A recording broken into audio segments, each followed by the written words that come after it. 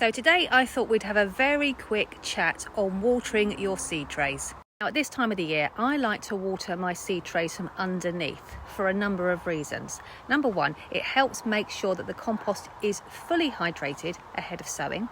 The next reason is that seeds that need light for germination might accidentally be pushed below the soil surface with the constant overhead watering.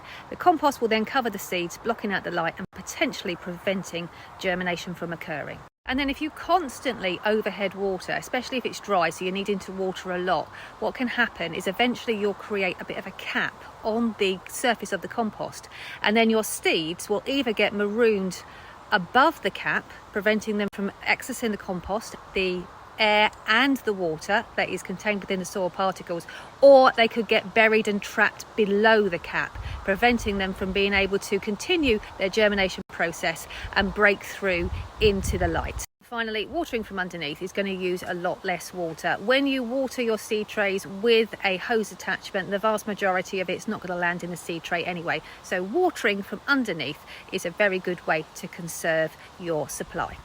I'm all set up, ready to show you.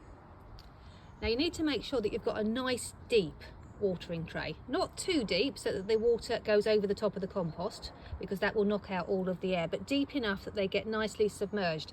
Now this is a seed tray filled with compost, and you can see that you can put the cells straight in the water, and you can see how deep the water level will come up once it starts hydrating the cells. However, filled with water and compost is going to make this seed tray really heavy, awkward to take out, and you might snap it.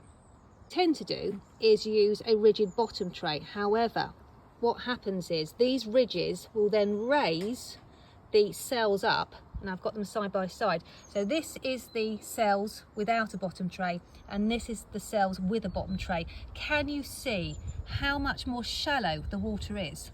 So it needs to be deep enough that it will get past the outer tray and be able to hydrate the cells within. Sure that you always use clean tap water for your seedlings. You don't want to use any water from a reservoir or from a water butt, because that can contain pathogens.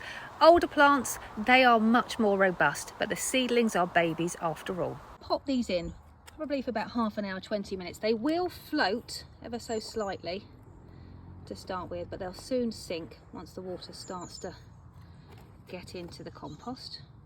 Let's put another one there. This is quite a good job. If you're busy, you can hydrate your trays and then come back later on this afternoon and do your sowing. Now being about 20 minutes, half an hour, and the top of the compost is glistening, so that's how you judge it. If the water is glistening on the soil surface, then you know you're about done. The water will get trapped in the bottom of this tray, so that I don't waste any water or drip it all over myself, I'm gonna just leave it sitting on the edge of the grow bag tray just to drain thoroughly before sowing. And just to give you a comparison, here is a hydrated seed tray, and this is the one that we started with. As we head into winter, we will actually stop watering from underneath, because the seed trays will take a really long time to dry out, and in a freezing cold greenhouse, it's the water that freezes. So it's best to keep the trays on the drier side. Your common sense will kick in. You'll know when the time is right. But if you want some reassurance, you can always follow me on my stories on Instagram, where I'll give you constant updates as to what's going on in my greenhouse.